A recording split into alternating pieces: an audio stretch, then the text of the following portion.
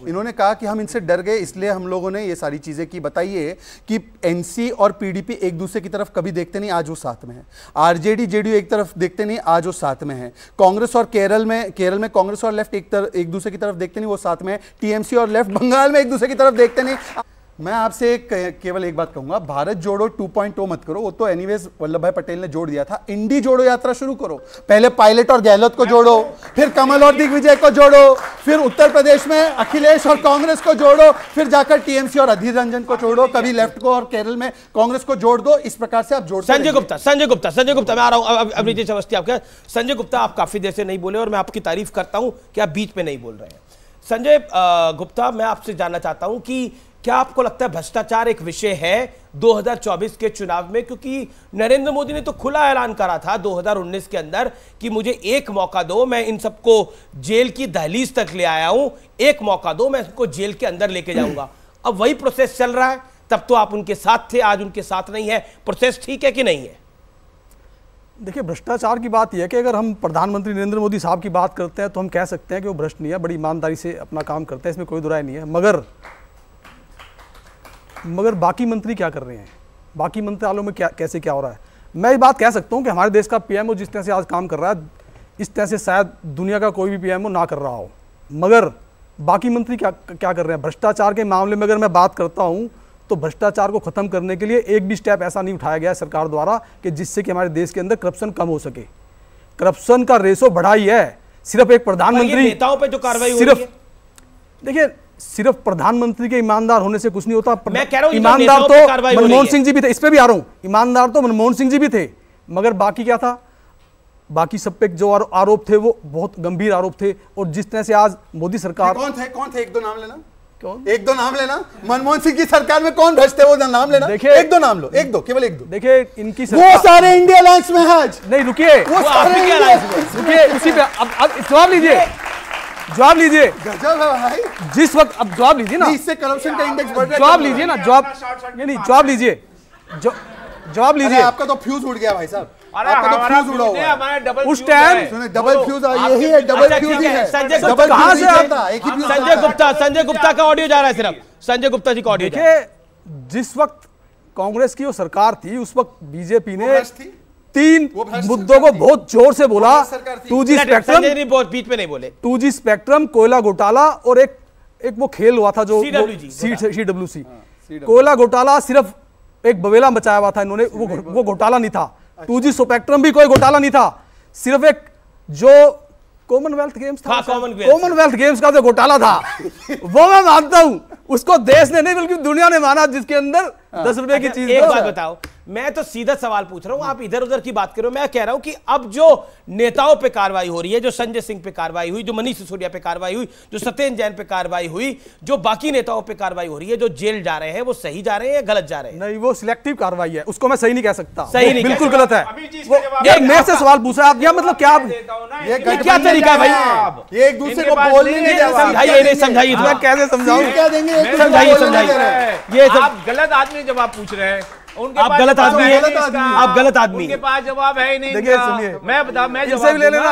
आप गलत आदमी हैं। अरे वो क्वेश्चन के लिए गलत है, आप जानते हैं, ये बैठे हैं लोग, ये बता देंगे। गलत है।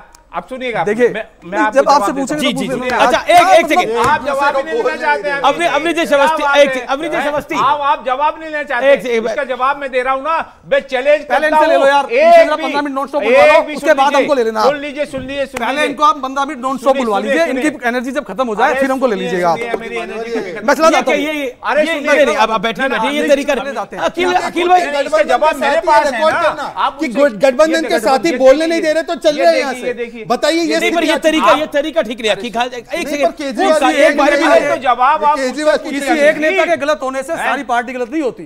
ऐसा नहीं है कि ये नेता गलत है। सुनिए, जिस तरह से बात कर रहे हैं तो गलती मानूंगा। अरे गलत तो आप जिस तरीके से बात कर रहे हैं गलत ही मानूंगा। अच्छा, मैं एक पोस्टर दिखा रहा हूं अब। एक पोस्टर वॉर चल रही है बीजेपी और कांग्रेस के बीच में। और देखिए, बीजेपी ने ट्वीट किया रावण, बीजेपी दिल्ली ने ट्वीट किया 2 कैदी, और श्रीनिवास बीवी जो कि आईवाईसी के हैं उन्होंने ट्वीट किया मोदानव। पोस्टर पे रिएक्शन। देखिए, पोस्टर के ऊपर रिएक्शन, इस तरीके की पार्टी जो भारतीय जनता पार्टी जिस तरीके की राजनीति कर रही है बहुत ही दुर्भाग्यपूर्ण है। और जिस तरीके की मतलब सारी हदें आप नीचे स्तर तक गिराते चले जाएंगे, ये अच्छा नहीं पॉलिटिक्स के अंदर, और मैं इस चीज को एंडोर्स नहीं करता। कोई पोस्टर के ऊपर ये पोस्टर मोदी बिन तुगलक पहले से बनाया हुआ, मोदी के बारे में और भी अपशब्द कहना ये पहले से, और फिर रावण तो खड़गे जी ने कहा, उनको स्वयं कहा। पर मेरा एक सवाल है, मैं इस पोस्टर से अग्री नहीं करता, रावण की बदनामी नहीं करनी चाहिए। अच्छा दूसरी बात तो क्या थी, ये तो फैक्चुअल है, ये तो हम ही इसके प्रभारी है, ये बिल्कुल फैक्चुअल आपने पोस्टर बनाया है, ये मीम नहीं, हमने ये नहीं बनाया भाई, ये बीजेपी ने नहीं, हमने मतलब बीजेपी दिल्ली ने बनाया है। मैं बहुत बहुत शुभकामनाएं देता हूं, इतना अच्छा फैक्चुअल चित्रण। ये एक कैदी अंदर है, ये दूसरे, दोनों को कोर्ट ने रखा है, इसमें क्या गलत बात है? अब तो तीसरे वाले भी जाने वाले हैं, मिल बैठेंगे। कौन है तीन?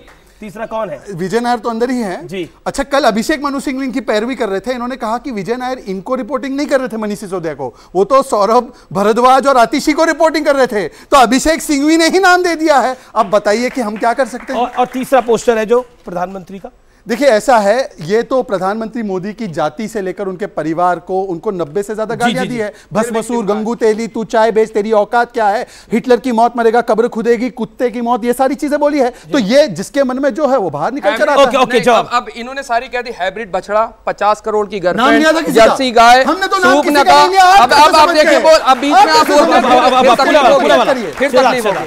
देखिए इस तरीके की राजनीति का समर्थन नहीं करता हूं, चाहे इधर हो रही हो चाहे उधर हो रही, इस तरीके की राजनीति नहीं होना चाहिए। सभी सम्मानित नेता, लेकिन बड़े अफसोस के साथ कहना पड़ रहा, बड़े अफसोस के साथ कहना पड़ रहा है, जिस तरीके की राजनीति भारतीय जनता पार्टी आज कर रही है, जवाब कार्रवाई उसी हिसाब से होगी। अगर इधर से होगी तो उधर से भी होगी। क्या बीजेपी ऐसी पॉलिटिक्स कर रही है? आप ये आज अभी जवाब सबने कहा तो जरूर, लेकिन बीजेपी के सपोर्टर सारे राक्षस हैं, ये सुरजेवाला जी ने कहा।